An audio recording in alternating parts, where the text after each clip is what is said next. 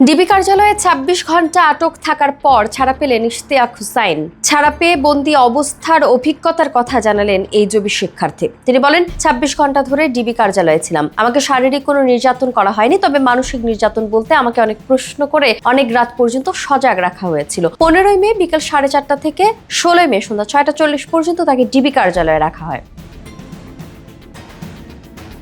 DB থেকে ছাড়া পাওয়ার পর সাংবাদিকদের সব কথা বলেন মাহফুজ আলমের মাথায় বোতল নিক্ষেপকারী সেই আলোচিত জবি শিক্ষার্থী।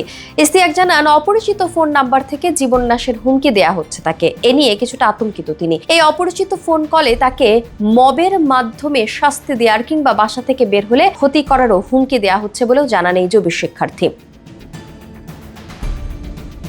এ সময় সাংবাদিকদের এক প্রশ্নের জবাবে জবির শিক্ষার্থী বলেন, আমি আগেও কোনো রাজনৈতিক দলে ছিলাম না, এখনো নেই।